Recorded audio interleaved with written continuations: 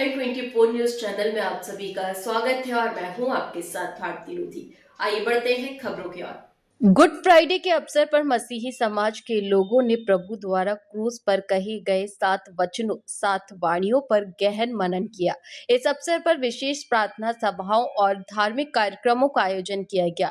भोपाल स्थित Saint Johns church में आयोजित कार्यक्रम के दौरान आर्चडेकन रेव डॉक्टर अनिल मार्टिन ने श्रद्धालुओं को संबोधित करते हुए कहा कि प्रभु यीशु मसीह ने समस्त मानव जाति के लिए क्षमा और प्रेम का संदेश दिया। उन्होंने बताया कि क्रूस पर अंतिम समय में भी प्रभु ने कहा, हे पिता, इन्हें क्षमा कर, क्योंकि ये नहीं जानते कि ये क्या कर रहे हैं। यह वचन मानवता के लिए करुणा और क्षमा का सर्वोच्च उदाहरण है। उन्होंने आगे कहा कि गुड फ्राइडे केवल शोक का दिन नहीं बल्कि आत्मचिंतन, त्याग और प्रेम का संदेश देने वाला दिन है। इस दिन हमें अपने जीवन में क्षमा, दया और सेवा के भाव को अपनाना चाहिए। कार्यक्रम में युवा सचिव अमन मार्टिन ने भी अपने विचार व्यक्त करते हुए युवाओं से आह्वान किया कि वे प्रभु यीशु के बताए मार्ग पर चलें और समाज में प्रेम, शांति और भाईचारे को बढ़ावा दें। प्रार्थना सभा में बड़ी संख्या में मसीही समाज के लोग उपस्थित रहे और सभी ने मिलकर प्रभु के बलिदान को स्मरण करते हुए शांति और मानवता के लिए प्रार्थना की। देखिए, आज शुभ शुक्रवार है और पूरी दुनिया क्रूसिफिकेशन, क्रूस की मृत्यु को याद किया जा रहा है, स्मरण किया जा रहा है।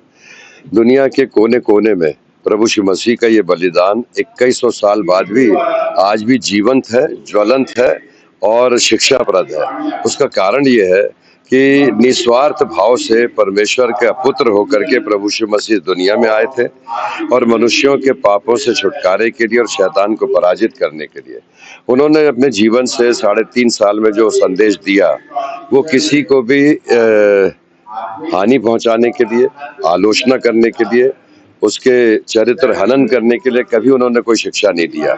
जब वो क्रूस के ऊपर मृत्यु प्राप्त कर रहे थे तो उनका एक ही संदेश था कि परमेश्वर के इकलौते पुत्र के रूप में वो सारी दुनिया के लोगों के लिए बलिदान दे रहे हैं।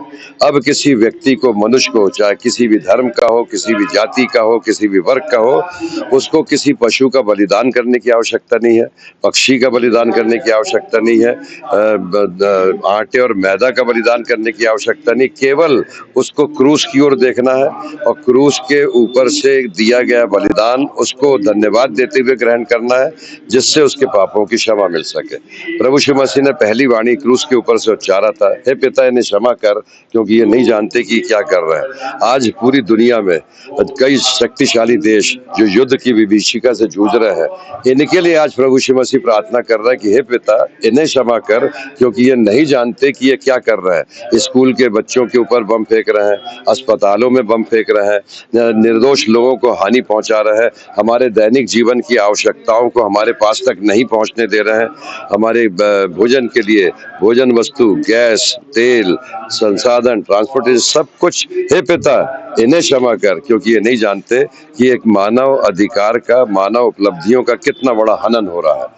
आज के इस क्रूसिफिकेशन के दिन में, प्रभु यीशु मसीह के बलिदान के दिन में, मैं ये प्रार्थना करता हूँ कि पूरे विश्व में अमन और शांति हो और प्रभु यीशु मसीह का ये बलिदान व्यर्थ न जाए। उनका बलिदान निस्वार्थ था, सारी दुनिया के लिए था। आप सबको आशीष। फिलहाल के लिए इस खास खबर में इतना ही। देश विदेश की तमाम बड़ी खबरों को जानने के लिए देखते रहें हेडलाइन 24 न्यूज। नमस्कार।